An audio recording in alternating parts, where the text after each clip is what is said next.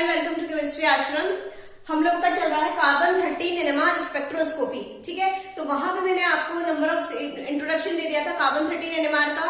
Hydrogen से आपको it means proton NMR spectroscopy से आपको कार्बन 13 एनएमआर स्पेक्ट्रोस्कोपी की कंपेयर भी करवाया था। मैंने सिमिलरिटीज एंड डिफरेंसेस बताए थे और साथ ही साथ मैंने नंबर ऑफ सिग्नल्स निकालना भी सिखा दिया कार्बन 13 एनएमआर स्पेक्ट्रोस्कोपी के अंदर। ठीक है, आज हम देखने वाले हैं केमिकल शिफ्ट। ठीक है, chemical shift in carbon 13 NMR and साथ ही साथ देखेंगे स्पिन स्पिन स्प्लिटिंग या फिर कह सकते हैं कि spin spin coupling carbon 13 NMR के अंदर। ठीक है, एक वीडियो और बनाया था मैंने जहां पर आपको ट्रिक्स बताई थी, लर्न करनी थी chemical shift value carbon 13 NMR के लिए और प्रोटॉन एनएमआर स्पेक्ट्रोस्कोपी के लिए। तो ये तो मैंने आपको लर्न करवा चुकी हूँ वीडियो के अंदर, तो ये तो हम नहीं देखेंगे। साथ ही साथ कुछ एग्जांपल्स हम देखेंगे जहां पर जैसे पिरिडीन ले लिया तो वहां पर कितने टाइप्स के स्पेक्ट्रा मिलेंगे और केमिकल शिफ्ट ऑर्डर क्या होगा उन चीज का, तो वो हम देखने वाले हैं। ठीक है, स्टार्ट करते हैं। जैसे अपन प्रोटॉन एनएमआर स्पेक्ट्रोस्कोपी में टीएमएस लेते हैं एज ए रेफरेंस स्टैंडर्ड, लेते हैं प्रोटॉन एनएमआर स्पेक्ट्रोस्कोपी में। उसी तरह से कार्बन 13 एनएमआर में केमिकल शिफ्ट वैल्यू देखने के लिए हम लोग टीएमएस को एज ए रेफरेंस टेट्रामेथाइलसिलेन टीएमएस को एज ए रेफरेंस स्टैंडर्ड काम में लेते हैं। क्यों लेते हैं वो मैंने प्रोटॉन एनएमआर स्पेक्ट्रोस्कोपी में इसका वीडियो बनाया, अगर आप चाहो तो देख सकते हैं जाके। ठीक है, चलिए अब लोग मैं आपको सिंपलेस्ट फॉर्मूला ये स्ट्रक्चर लिख रही हूँ CH3 CH2 CH3। ठीक है, बहुत ही सिंपलेस्ट है ये, मतलब सबसे इजी वाला एग्जांपल लिया है। यहाँ पर कितने टाइप के कार्बन है, कार्बन 13 एनएमआर में सिग्नल्स निकालना मैंने सिखा दिया। दो टाइप के सिग्नल है, ये दोनों सेम है और ये एक ही है। ठीक है, ये अपने दो टाइप्स के अपने को क्या मिल गए, दो सिग्नल मिले, मतलब दो टाइप के कार्बन है यहाँ पर। तो हमें कितने सिग्नल मिल गए, 2 कार्बन 13 एनएमआर सिग्नल्स। ठीक है, यहाँ पर आप देखोगे कि इस ये वाला जो कार्बन है यानी ए वाला जो कार्बन है, ठीक है, यहाँ पर आपको इसका मिलेगा क्वार्टेट। क्या मिलेगा, क्वार्टेट। इसका मिलेगा ट्रिपलेट और इसका मिलेगा आपको क्वार्टेट। ये दोनों सेम है तो इनका तो क्वार्टेट मिलेगा और इसका मिलेगा ट्रिपलेट। ठीक है, ये किसके लिए, C13 एनएमआर स्पेक्ट्रोस्कोपी के लिए। अगर प्रोटॉन एनएमआर स्पेक्ट्रोस्कोपी होता H एनएमआर प्रोटॉन एनएमआर होता तो इसका तो मिलता ट्रिपलेट, इसका मिलता ट्रिपलेट, इसका मिलता सेप्टेट एंड इसका मिलता क्वार्टेट, सॉरी ट्रिपलेट।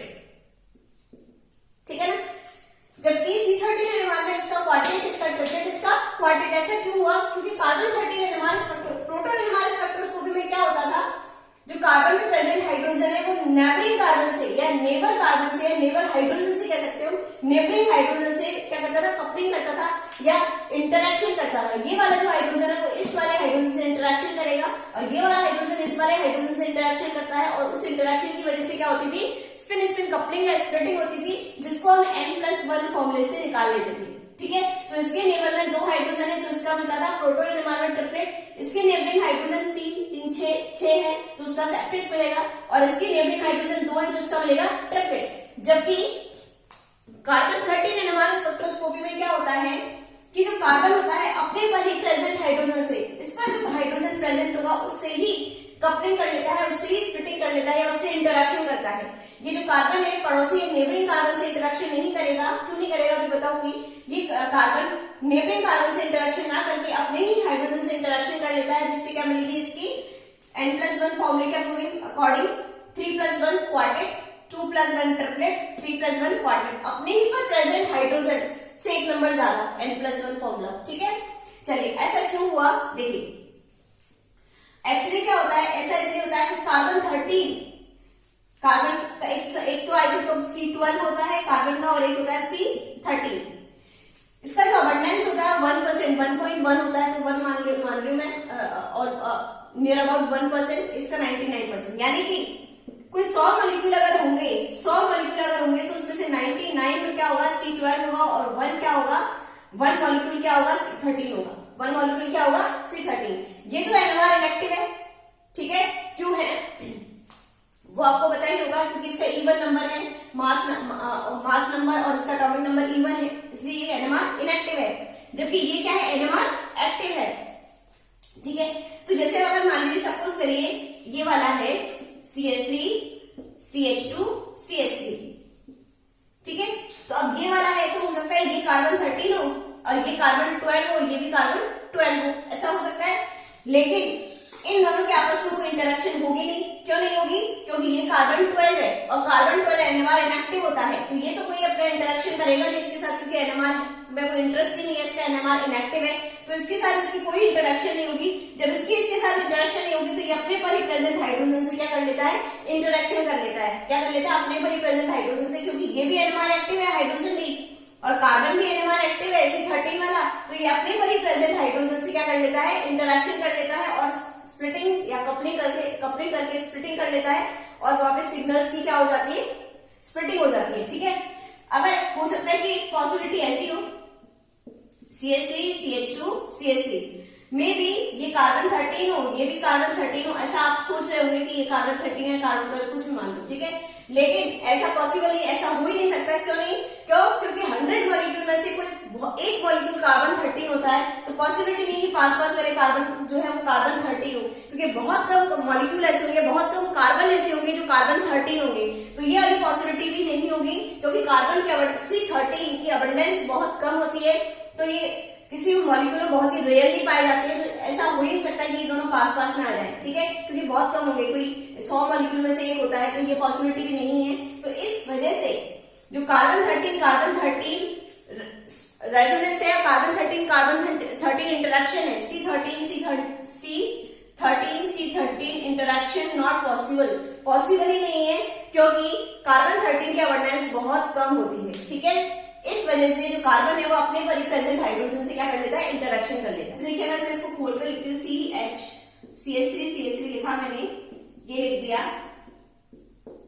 ठीक है, सॉरी,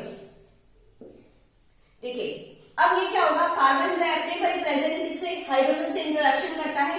ठीक है, तो कपलिंग कौन सी हो गई? ये आपको मैंने कपलिंग जब कांस्टेंट पढ़ाया था तो आपको बताया था जितने बॉन्ड से सेपरेटेड होते हैं दोनों न्यूक्लियाई, वो दोनों न्यूक्लियाई जो आपस में इंटरेक्शन कर रहे हैं, वो जितने बॉन्ड से सेपरेटेड रहते हैं वही उसका क्या होता है? Coupling constant. जैसे यहाँ पर ये हाइड्रोजन, ये कार्बन क्या करता है? अपने पर ही प्रेजेंट हाइड्रोजन से इंटरेक्शन करता है। कितने बॉन्ड से सेपरेटेड है ये दोनों? एक बॉन्ड से, तो उसको बोलेंगे 1J कपलिंग। क्या बोलोगे?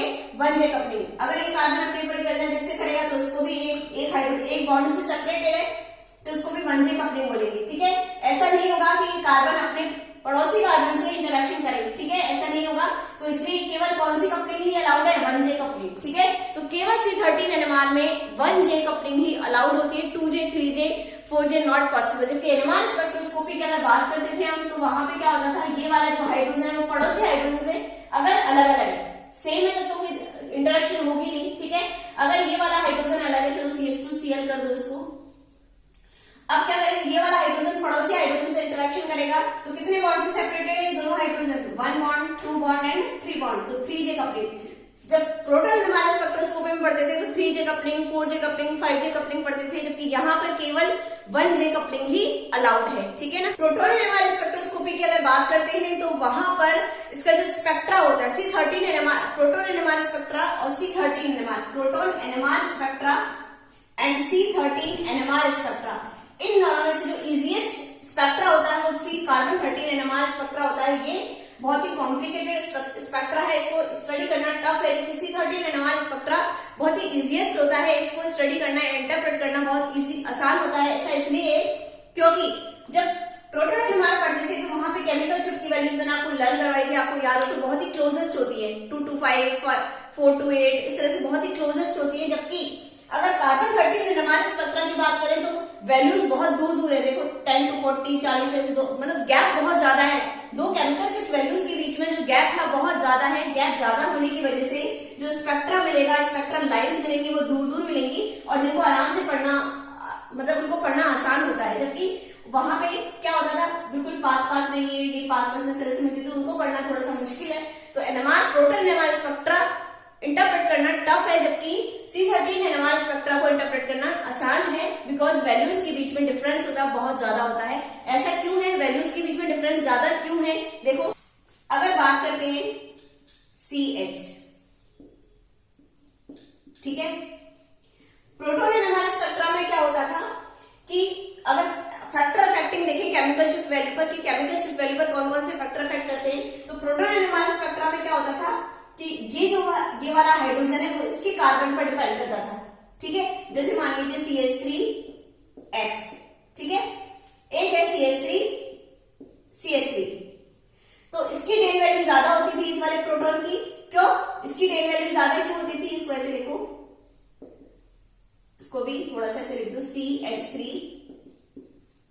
CH3।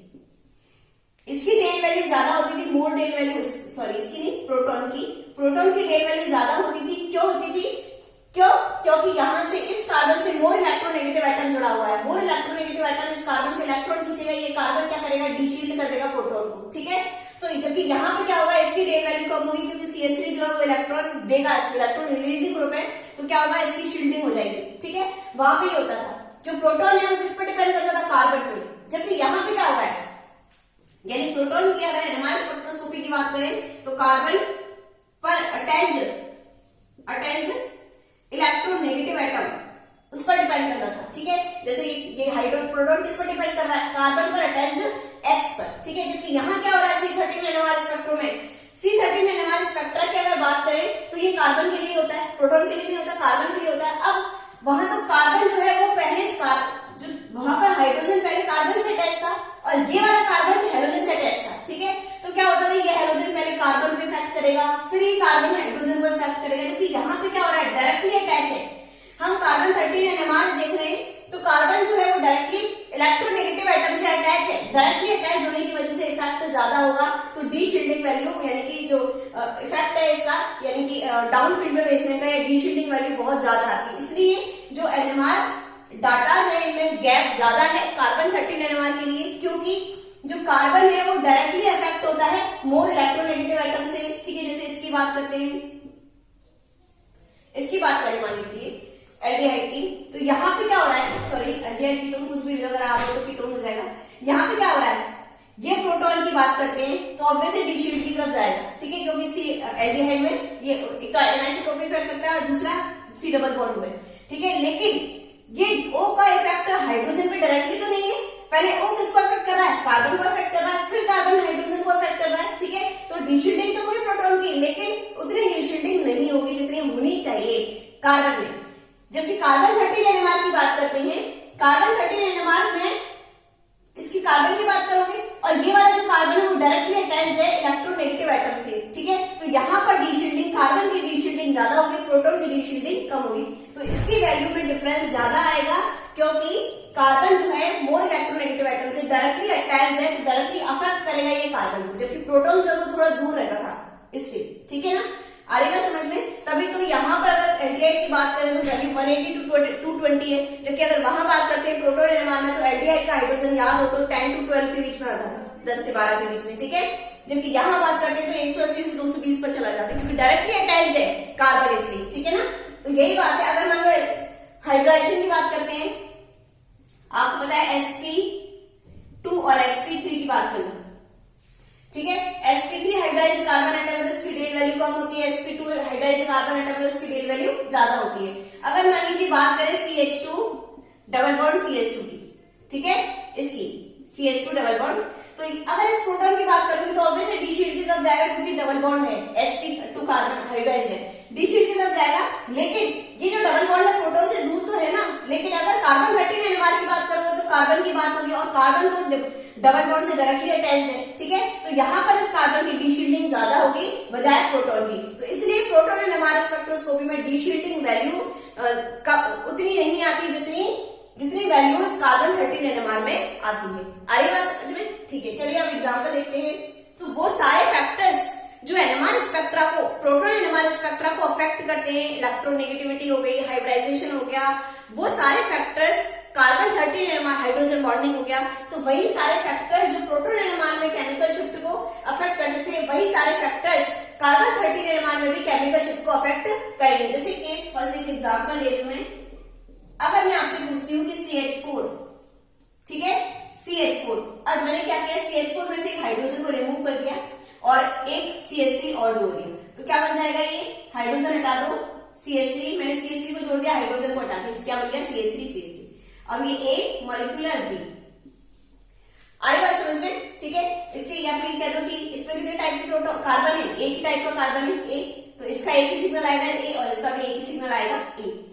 अगर बात करते हैं कि किसकी केमिकल शिफ्ट वैल्यू ज्यादा होगी, केमिकल शिफ्ट वैल्यू किसकी ज्यादा होगी, इसकी या इसकी? तो देखो यहाँ पर अगर sp3 हाइब्रिडाइज्ड कार्बन एटम तो 10 to 40 के बीच में, बताइए मैंने आपको वैल्यू किसके बीच में लाया करेगी? 10 to 40 के बीच में, 10 to 40 के बीच में लाया करेगी। ये भी sp3 है और ये भी sp3 है। अगर लेकिन मैं कहूँ कि ए, इसको बी कर लो, ए और बी वैल्यू किसकी ज्यादा होगी, केमिकल शिफ्ट वैल्यू किसकी ज्यादा होगी, चार ऑप्शन आपके पास दोनों की इक्वल होगी क्योंकि दोनों sp3 हाइब्रिडाइज्ड कार्बन एटम है, तो मे भी दोनों की इक्वल हो, तो आंसर ऑप्शन है दोनों की इक्वल होगी।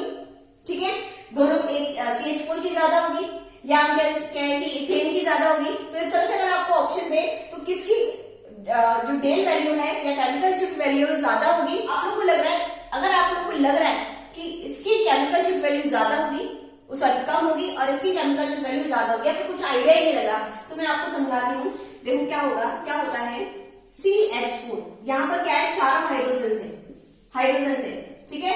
और आपको पता है हाइड्रोजन की इलेक्ट्रोनेगेटिविटी बहुत ही कम होती है, कार्बन से भी कम होती है। हाइड्रोजन की इलेक्ट्रोनेगेटिविटी बहुत ही कम होती है, जबकि अगर मैंने यहाँ की बात की तो यहाँ पे मैंने क्या करा, हाइड्रोजन को हटा के कार्बन को जोड़ा था, CH3 को जोड़ा ना, हाइड्रोजन को हटाया कार्बन को जोड़ा, तो मैंने एक हाइड्रोजन हटाया यहाँ से और मैंने क्या जोड़ दिया, कार्बन जोड़ दिया। इसी तरह ये किया मैंने, ठीक है।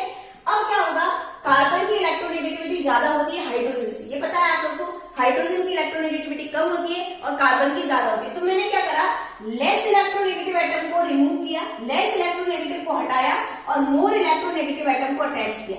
ध्यान देना, ये बहुत काम की चीज है। प्रोटॉन NMR भी काम आएगी, C13 में भी काम आएगा, प्रोटॉन में भी यही चलता है, यही वाला चलता है। देखो मैंने क्या करा, लेस इलेक्ट्रोनेगेटिव एटम को हटा करके मोर इलेक्ट्रोनेगेटिव एटम को लगा दिया, कार्बन को लगा दिया, जो कि मोर इलेक्ट्रोनेगेटिव एटम। अब क्या होगा, लेस इलेक्ट्रोनेगेटिव हट गया, इलेक्ट्रोनेगेटिव एटम हट गया और मोर इलेक्ट्रोनेगेटिव एटम आ गया, तो अब ये क्या करेगा, डीशील्ड कर देगा इस कार्बन की या प्रोटॉन की, जिसकी बात करो, प्रोटॉन NMR की बात करो तो प्रोटॉन की, कार्बन 13 NMR की बात करो तो कार्बन की। तो ये वाला जो कार्बन है, जो मोर इलेक्ट्रोनेगेटिव एटम है, देन हाइड्रोजन, ये क्या करेगा, इलेक्ट्रॉन को खींच लेगा और कार्बन को क्या करेगा, एक तरह से डीशील्ड कर देगा, तो डेल वैल्यू ज्यादा आएगी। ठीक है, हायर डेल वैल्यू। तो ध्यान देना इस चीज का कि अगर आपको इस तरह से कोई भी एग्जाम में आ जाता है, ठीक है, जहां पे अगर बात हो CH3 सिंगल बॉन्ड CH3, और अगर बात करें या फिर सिंपली एक एग्जाम्पल ले लो, उसमें बात कर लो CH3 CH2 CH3, अगर बात करें ये एक टाइप के कार्बन है और ये अलग टाइप का है, AAB, दो टाइप के सिग्नल मिलेंगे यहाँ पर। तो अगर मैं कहूँ कि आपसे किसकी डेल वैल्यू ज्यादा होगी, A की या B की, तो ध्यान दें यहाँ पर कि जो एक कार्बन है ना, ये वाले दोनों एक कार्बन, यहाँ पर 3 हाइड्रोजन अटैच है और एक मोर इलेक्ट्रोनेगेटिव एटम कार्बन ये वाला, ठीक है। तो क्या होगा, इसकी डेल वैल्यू क्या होगी, कम होगी, जबकि यहाँ पर क्या हो रहा है, 2 हाइड्रोजन और 2 मोर इलेक्ट्रोनेगेटिव एटम है, 2 कार्बन है, इस कार्बन से 2 कार्बन जुड़े हुए हैं, तो इसकी डेल वैल्यू ज्यादा होगी। तो किसकी डेल वैल्यू ज्यादा होगी, बी की डेल वैल्यू ज्यादा होगी और ए वाले प्रोटॉन की डेल वैल्यू कम होगी। हमेशा याद रखना ये चीज, बहुत ही काम की चीज है कि अगर CH3 इस तरह का एग्जाम्पल आ जाता है तो वहां पे CH2 की डेल वैल्यू ज्यादा होती है, क्योंकि इससे 2 कार्बन अटैच्ड है जो कि मोर इलेक्ट्रोनेगेटिव एटम है ना, जबकि यहाँ कार्बन से एक ही मोर इलेक्ट्रोनेगेटिव एटम है, एक ही कार्बन जुड़ा हुआ। तो ध्यान देना इस चीज को, ठीक है। तो इस तरह के एग्जाम्पल करते हैं, जैसे मैं आपको एक एग्जाम्पल बता रही हूँ, इसका नेफ्थलीन का देखो आप लोग, यहाँ पे आप लोग इस कॉन्सेप्ट को लगाना। आपसे पहले देखो यहाँ पर कितने C13 NMR सिग्नल मिल रहे हैं, तो ये 1 2 3 4 ये चारों कार्बन जैसे हैं, A क्लियर होगी बात।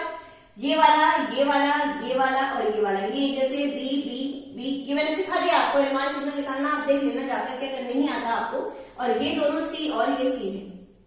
अब आपसे पूछेगा केमिकल शिफ्ट ऑर्डर बताओ इसका, ठीक है। तो केमिकल शिफ्ट ऑर्डर अगर बताना यहाँ पर बताएंगे हम लोग, तो फिर क्या होगा, यहाँ पे हम देख रहे हैं कि ये वाला जो कार्बन है, ये वाला कार्बन, ये 3 कार्बन से जुड़ा हुआ है, एक इस तरफ है, एक इस तरफ और एक इस तरफ है।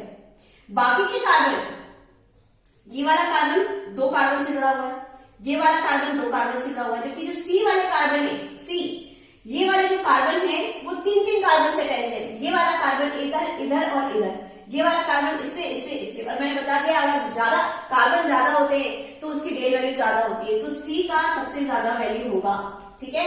ABC में से किसका सबसे ज्यादा वैल्यू किसका होगा, C का होगा, क्योंकि C जो है वो 3 कार्बन से अटैच है, यहाँ पर 3 मोर इलेक्ट्रोनेगेटिव एटम है, जबकि इनसे 2 हाइड्रोजन और 2 कार्बन है। आ रही बात समझ में। फिर और क्योंकि और बाकी चीजें तो सब सेम ही है, सब पर डबल बॉन्ड है, सभी रिंग के अंदर है, तो फिर क्या कौन सा फंडा लगाओगे आप, यही फंडा लगाओगे, ये 3 कार्बन से जुड़ा हुआ है, ये 2 कार्बन से जुड़े हुए, ठीक है। उसके बाद देखो A और B में से किसकी ज्यादा होगी, देखो ये 3 कार्बन वाले कार्बन से ये जुड़ा हुआ है C, इसकी डेल वैल्यू ज्यादा होती है।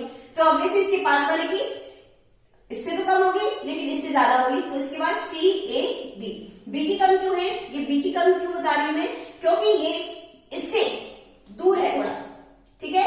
एक तरह से ये मान लो मोर इलेक्ट्रोनेगेटिव एटम या डी शील्डेड है, डी शील्डेड से थोड़ा दूर है, जबकि ये वाला जो ए वाला प्रोटॉन है वो डी शील्डेड कार्बन से पास ही में पड़ता है, ये डी शील्डेड कार्बन से पास ही में है, इसलिए इसकी डेल वैल्यू बी से ज्यादा होगी, तो सी की सबसे ज्यादा, देन ए की, और लास्ट में क्या आएगी बी की, क्योंकि ये इससे दूर है, बी वाला कार्बन जो है वो डी शील्डेड कार्बन से दूर पड़ रहा है, एक कंपैरेटिवली ए की। आगे बात समझ में, तो यहां पर देखो तीन टाइप के प्रोटॉन है, तीन टाइप के कार्बन है, सबसे पहले तो ए बी बी एंड सी, तीन टाइप के सिग्नल मिलेंगे मुझे C13 NMR सिग्नल 3 टाइप्स के मिलेंगे, 3 सिग्नल मिलेंगे सॉरी। चलिए अब देखिए कि ए बी और सी में से सबसे ज्यादा डेल वैल्यू किसकी होने वाली है, देखिए देखो अगर माइनस, ये नाइट्रोजन और माइनस आई इफेक्ट भी लगाता है, माइनस आई इफेक्ट लगाएगा तो क्या होगा, ये से खींचेगा ऑर्थो वाले से, ठीक है, ऑर्थो वाला मेटा से खींचेगा, फिर पैरा से खींचेगा, तो अगर माइनस आई इफेक्ट अगर देखते हैं तो क्या होगा, सबसे ज्यादा डेल वैल्यू किसकी होगी, ए की, क्योंकि सबसे ज्यादा डी शील्डेड है, सबसे ज्यादा खींच रहा है इलेक्ट्रॉन, उसकी बात किसकी होनी चाहिए, बी की, और सबसे नाइट्रोजन वो है सी से सबसे दूर है, इस वाले से सबसे दूर है, तो इसकी डेल वैल्यू सबसे कम होगी, ए के सबसे नजदीक है इसलिए इसकी डेल वैल्यू सबसे ज्यादा होनी चाहिए, ठीक है। ये माइनस आई इफेक्ट लगा है, लेकिन आपको पता है पिरिडीन में इस तरह से रेजोनेंस होता है, पिरिडीन में इस तरह से रेजोनेंस होता है, ये यहाँ गए ये यहाँ गए, ठीक है, तो मेटा वाली पोजीशन पे क्या जाता है, नेगेटिव चार्ज, ठीक है, वापस से क्या होगा, ये यहाँ सबको आता होगा ना इस वाली पोजीशन पे, तो क्या होता है उस पोजीशन में यहाँ पे जो मेटा पोजीशन है उस पर नेगेटिव चार्ज रहता है इस तरह से, ठीक है ना, आप लोग को आता होगा रेजोनेटिव स्ट्रक्चर बनाना पिरिडीन की, तो मेटा पोजीशन पे नेगेटिव चार्ज रहता है, और आपको पता है नेगेटिव चार्ज है इसका मतलब वो शील्डेड है, नेगेटिव चार्ज का मतलब इलेक्ट्रॉन खूब सारे हैं वहां पर, खूब सारे इलेक्ट्रॉन हैं यहाँ पर, ठीक है, तो ये क्या है, ये वाले कार्बन तो क्या हो गए, शील्डेड हो गए, जब ये कार्बन शील्डेड हो गए तो इनकी डेल वैल्यू तो कम हो जाएगी, इनकी डेल वैल्यू क्या हो जाएगी, कम, ठीक है, क्योंकि शील्डेड हो गए, कार्बन पे नेगेटिव चार्ज आ गया, खूब सारे इलेक्ट्रॉन आ गए, जब आसपास खूब सारे इलेक्ट्रॉन आ जाते हैं तो वो शील्डेड हो जाता है, कार्बन या प्रोटॉन जिसकी भी बात करो, ठीक है, तो क्या होगा, बी की तो डेल वैल्यू क्या होगी, सबसे कम होगी, बी की डेल वैल्यू सबसे कम क्योंकि शील्डेड है। अब बात आती ए और सी की सेम सिचुएशन है, ठीक है, तो फिर इंडक्टिव फैक्ट को देख लेंगे, इंडक्टिव फैक्ट ए पर ज्यादा लग रहा है और सी पर कम लग रहा है, तो इस तरह से ये ऑर्डर आ जाएगा, ठीक है। आप लोग याद रखना जब भी इस तरह से दो इफेक्ट लग रहे हैं, आई इफेक्ट और आर इफेक्ट, आई इफेक्ट और आर इफेक्ट जब दोनों लग रहे हैं तो रेजोनेंस को हम लोग क्या करते हैं, डोमिनेट करते हैं उसके ऊपर, आर एच आई इस तरह से होता है ना, आर एच आई, जब भी रेजोनेंस हाइपर कॉन्जुगेशन इंडक्टिव तीनों लगते हैं तो रेजोनेंस डोमिनेट करता है हाइपर कॉन्जुगेशन और इंडक्टिव पर, ठीक है, तो हमने इंडक्टिव फैक्ट को नहीं माना, बी अगर इंडक्टिव फैक्ट के हिसाब से चलते तो ऑर्डर क्या आता है, सबसे ज्यादा ए की, फिर बी की, उसके बाद सबसे कम सी की, लेकिन हमने इंडक्टिव फैक्ट का ऑर्डर नहीं माना क्योंकि जहां पर रेजोनेंस लग गया वहां पर इंडक्टिव फैक्ट को कंसीडर नहीं करते, तो यहाँ पर पहले रेजोनेंस को कंसीडर किया, तो रेजोनेंस को जब कंसीडर किया है तो उस हिसाब से बी का जो डेल वैल्यू है वो सबसे कम आया क्योंकि इस पर नेगेटिव चार्ज आ गया इस वाली पोजीशन पे।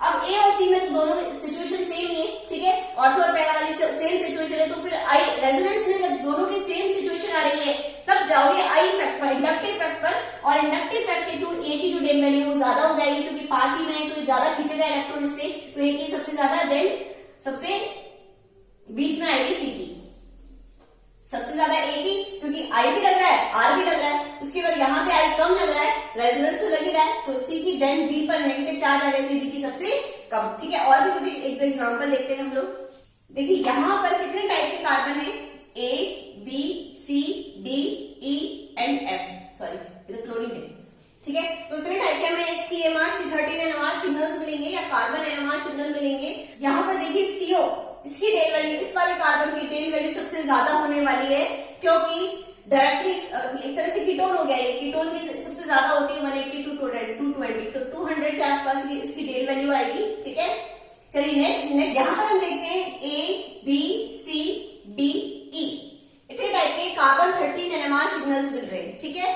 अब हम लोग चलते हैं कि किसकी डेल वैल्यू ज्यादा होने वाली है, इसकी कार्बन की डेल वैल्यू सबसे ज्यादा होने वाली है डी, ठीक है, क्योंकि कीटोन है 200 के आसपास आएगी इसकी, 200 ppm के आसपास आएगी इसकी, क्योंकि डायरेक्टली अटैच्ड है इससे, कार्बोनाइल एक तरह से मान लो, कार्बोनाइल की देखो सबसे ज्यादा होती है, एल्डिहाइड कीटोन की सबसे ज्यादा होती है, ठीक है।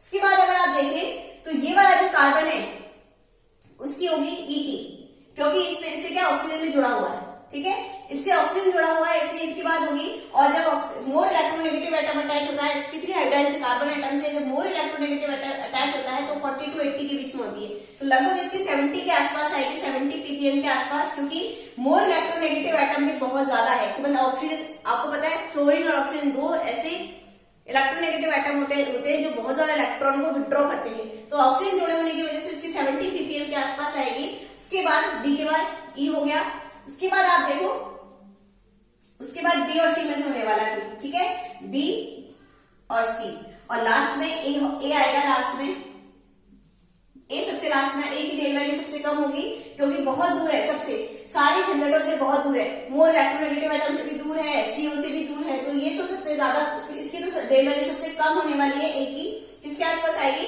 आराम से आप लोग मानो 20 के आसपास आ जाएगी, 20 ppm। जब simply sp3 hybridised carbon atom होता है 10 to 40 होती है, तो 20 के आसपास आ जाएगी इसकी, ए की सबसे कम होने वाली है, सबसे ज्यादा डी की, उसके बाद ई की। अब बात आती है बी और सी में से। अब दिमाग में क्या आ रहा है कि सी की ज्यादा होगी, दिमाग में क्या आ रहा है कि सी की ज्यादा होगी, क्योंकि सी क्या है, सीओ से जुड़ा हुआ है सीधा का सीधा, तो और ये थोड़ा दूर है सी। दिमाग में हमारे ये आ रहा है कि जो सीओ है इससे ये सीधा जुड़ा हुआ है सीएच, ठीक है, तो इसकी सी की ज्यादा होनी चाहिए, सी की ज्यादा होनी चाहिए, और उसके बाद बी की, और लास्ट में क्यों, क्योंकि ये वाला जो कार्बन है वो सीयू से डायरेक्टली अटैच है, तो इसकी ज्यादा और इसकी कम होगी, ऐसा दिमाग में आ रहा है, लेकिन ऐसा नहीं है। देखो जब इस तरह का केस आ जाता है तो आप लोग देखो, ये इलेक्ट्रॉन को खींचेगा इससे, कार्बन इलेक्ट्रॉन खींचेगा ऑक्सीजन से, और ये वाला इसको इससे खींचेगा, तो क्या बनेगा, देखो यही लिख देती हूँ मैं, C H single bond, double bond से क्या रह गया, सिंगल बॉन्ड रह गया, ठीक है, और इस पर कौन सा चार्ज आ गया, पॉजिटिव चार्ज आ गया, यहाँ डबल बॉन्ड हो गया, C single bond O minus, देखो CH single bond CH double bond C single bond O minus, और यहाँ पे पॉजिटिव चार्ज, क्लियर हो रही है बात। अब देखो, अब ऐसी स्थिति में आपको पता है रेजोनेंस जब होता है तो रेजोनेंस होगा ही होगा, इंडक्टिव को कम मानते हैं, रेजोनेंस को ज्यादा मानते हैं, RHI लेते हैं, जब रेजोनेंस लग रहा है तो इंडक्टिव की तो बात ही नहीं होगी फिर, ठीक है,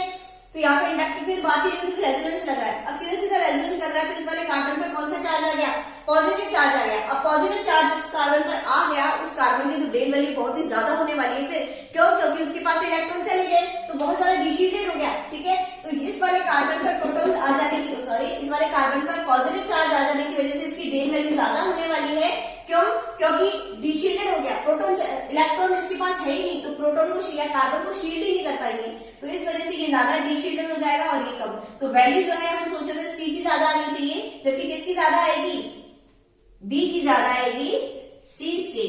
इस तरह का एग्जाम्पल बहुत ही इस तरह से चकराएगा एग्जाम में, अगर नेट के एग्जाम में भी आता है तो इस तरह से ही धोखा देगा आप लोग को, तो आप लोग को कॉन्सेप्ट दिमाग में क्लियर होने चाहिए कि बी और सी में से आप लोग को ये तो सीधा सीधा आइडिया लग ही रहा है, बी और सी में प्रॉब्लम आएगी, आप लोग सी एक बार तो दिमाग को देखते क्लिक ये होता है कि सी की ज्यादा होगी क्योंकि सीओ के पास में, बट ये वाला कॉन्सेप्ट भी आप ध्यान रखना अगर इस तरह से आपको कॉन्जुगेशन दे रखा है तो, ठीक है ना। चलिए नेक्स्ट वीडियो के अंदर मैं आप लोग को कार्बन 13 NMR स्पेक्ट्रोस्कोपी से स्ट्रक्चर किस तरह से डिटरमाइन करते हैं वो समझाऊंगी, ठीक है, उसके बाद हमारा कार्बन 13 NMR फिनिश हो जाएगा। चलिए अगर